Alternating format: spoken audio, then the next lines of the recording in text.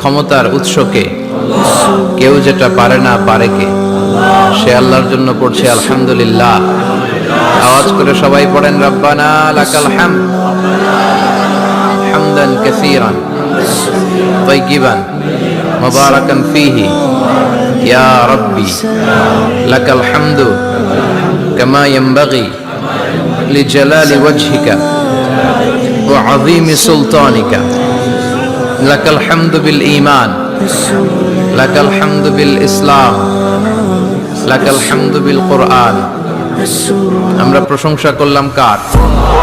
জিকির করলাম কার? সব সময় প্রশংসা করতে হবে কার? প্রশংসা করলে খুশি হয় কে? আল্লাহর প্রশংসা করলে আল্লাহ খুশি হয়ে যায়, ঠিক কিনা? আর শয়তান বেজার হয়ে যায়।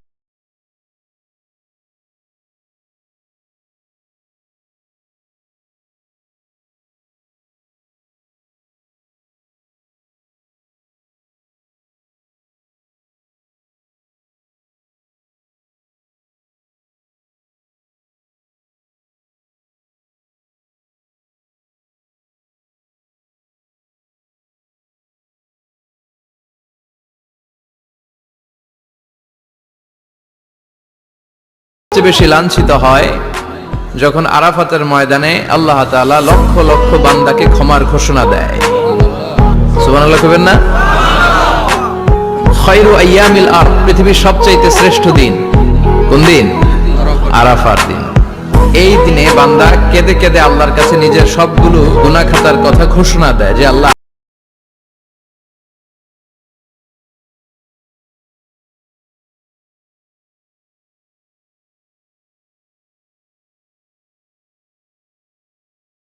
ময়দানের হাজীদেরকে মাফ করার ঘোষণা দিয়ে দেয়। এই দুই দিন শয়তান নিজেকে সবচেয়ে বেশি অপমানিত ফিল করে, অপদস্থ ফিল করে। অনুরূপ ভাবে 365 দিনের প্রতিদিনই বান্দা যখন আল্লাহর কাছে ক্ষমা চায় আল্লাহ তখন খুশি হয়ে যায়। সুবহানাল্লাহ পড়ে। আর শয়তান নারাজ হয়ে যায়। আমাদের মিশন হচ্ছে আমরা আল্লাহরে খুশি করতে চাই, আর শয়তানের বিরুদ্ধে আমাদের অবস্থান। চিল্লায় বলেন ঠিক কিনা? এজন্য সব সময় প্রশংসা করব কার? শুকরগুজার হব আল্লাহর জন্য, ঠিক কিনা? বিশ্বনবী বলতেন আল্লাহুম্মা জাআলনি সাবুরা ওয়া জাআলনি শাকুরা।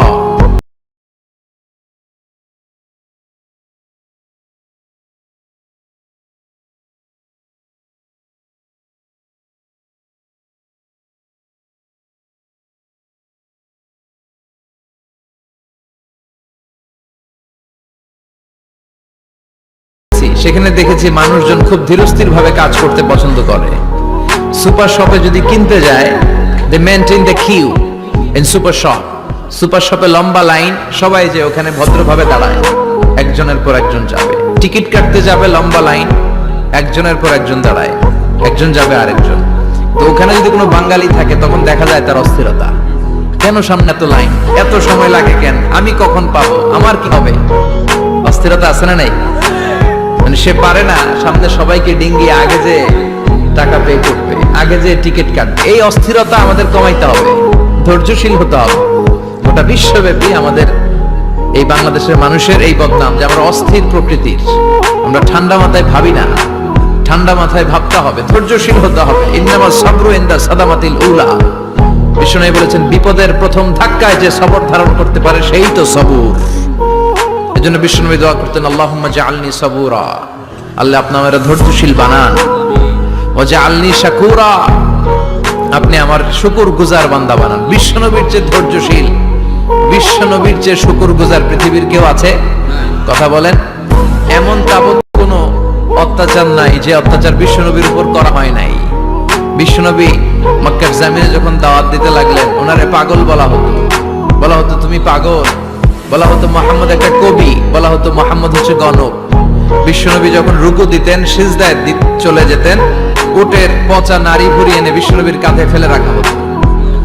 বিশ্বনবীর গলার মধ্যে রশি ধরে টান দেয়া হতো। কয়েকবার বিশ্বনবীর এই ঘাড়ের এই চামড়া ছিঁড়ে গিয়েছে, একবার চাদর টান দেওয়ার কারণে, আরেকবার রশি টান দেওয়ার কারণে।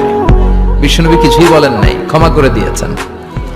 যেই মক্কার শত্রুরা বিশ্বনবীকে মক্কা থেকে বিতাড়িত করেছেন, এবং যেই রাতে উনি হিজরত করলেন, মাইগ্রেট করলেন, উনি কেঁদে কেঁদে বারবার মক্কার দিকে ফিরে তাকান।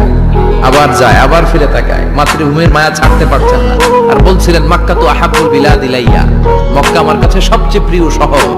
লাউলা উখরিজতু লামা খারাজতু মিনহা, আমার যদি বের করে না দেয়া হতো এই শহর থেকে, আমি কোনোদিন এই শহর থেকে বেরোতাম না। এত ভালোবাসতেন বিশ্বনবী মক্কাতুল মুকাররমাকে। ধৈর্যশীল ছিলেন। এত অত্যাচার অনাচারের পরে যখন মক্কা বিজয়ের ক্ষণ আসলো, এই মক্কাকে বিশ্বনবীর করতলগত করে দিল কে? ফাতে মক্কা হলো। বিশ্বনবী চাইলে পিষে পিষে প্রতিটা কাফির মুশরিককে শেষ করে দিতে পারতেন, ঠিক কিনা? কিন্তু বিশ্বনবী বললেন লা তাসরিবা আলাইকুমুল ইয়াউম ইযহাবু আনতুমুত তুলাকা, কোন রিভেঞ্জ চলবে না আজকে, কোনো প্রতিশোধ নাই। একেবারে বড় যুদ্ধাপরাধী যারা, মারাত্মক যারা অফেন্স করেছে তাদেরকে শাস্তির আওতায় আনা হবে, বাকি সবাইকে আমি ক্ষমা করে দিলাম। In the long history of the world there is no instance of magnanimity and forgiveness which was showed by our beloved prophet Muhammad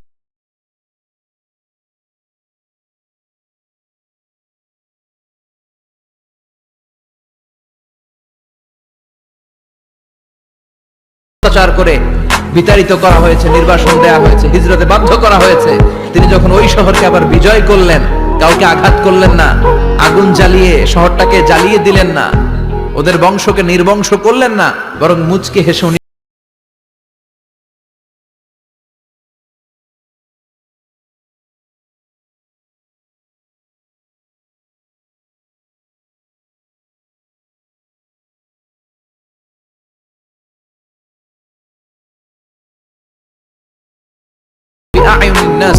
আল্লাহ মানুষের চোখে আপনি আমারে বড় বানান।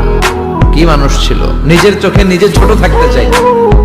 আমরা নিজের চোখে নিজের বড় মনে করি, এরকম ডাকাইত আছে না নাই? নিজেরাই নিজে মনে করে কত বড় সাহেব, লাট সাহেব। মান তাওয়াদাআ তারাফা, এটা হচ্ছে সুন্নাতুল্লাহি ফিল আরদ। মান তাওয়াদাআ তারাফা, যে নিচে নেমে থাকতে চায় আল্লাহ ওরে টেনে উপরে উঠায়, আর যে খালি উঠতে চায়, হিংসা করে, অহংকার করে উপরে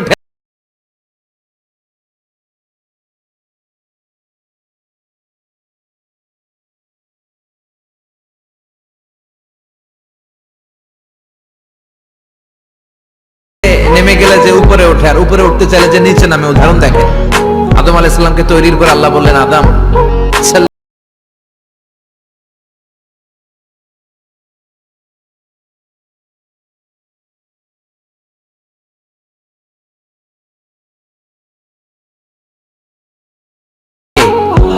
এত মর্যাদা বাড়ালেন যে নূরের ফেরেশতারা মাটির আদমকে সেজদা দিতে বাধ্য হয়েছে। চিৎকার করে বলেন ঠিক কিনা? তুমি মাটির আদমকে প্রথম সৃষ্টি করিয়া ঘোষণা করিয়া দিলে শ্রেষ্ঠ বলিয়া, তাই তো নূরের ফেরেশতা করে আদমকে সেজদা, সবার চেয়ে সম্মান দিলে মাটির আদমকে। আল্লাহু আল্লাহু পড়েন, আল্লাহু আল্লাহু তুমি জাল্লে জালালুহু, শেষ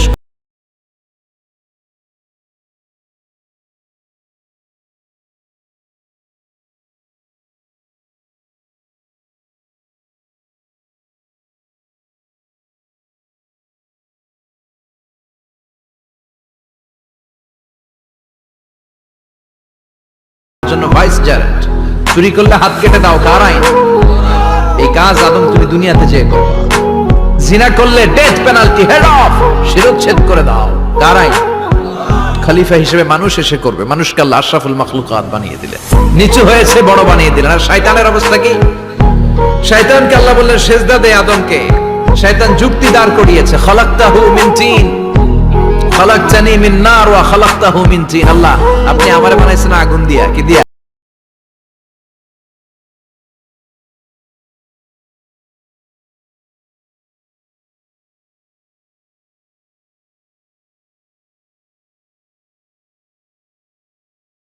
থাকতে চাইবেন, আপনারে বড় বানাবে কে? আর আপনি নিজে যদি বলেন আমি বড়, থাপ্পড় মেরে আপনারে নিচে নামাই দিবে কে? এজন্য বিশ্বনবী দোয়ায় বলতেন আল্লাহুম্মা জাআলনি সাবুরা ওয়াজআলনি শাকুরা ওয়াজআলনি ফি আইনি সাগীরা ওয়া ফি আয়ুনিন নাসি কাবীরা। ও আল্লাহ, আপনি আমারে ধৈর্যশীল বানান, আপনি আমারে শুকরগুজার বান্দা বানান, আমার চোখে আমারে আপনি ছোট বানান, মানুষের চোখে আপনি আমারে বড় বানান। সুবহানাল্লাহ পড়েন। এজন্য সবসময় শুকর গুজার থাকার চেষ্টা করতে হবে। রাজি আছেন তো? যে কোনো মুহূর্তে যে কোনো পরিস্থিতিতে আমরা শুকরিয়া করব কার? চিল্লায় বলেন কার? আমরা যেন বেশি বেশি আল্লাহ তাআলার শুকরিয়া আদায় করতে পারি। আল্লাহ তুমি তৌফিক দাও। সবাই পড়ি আমি।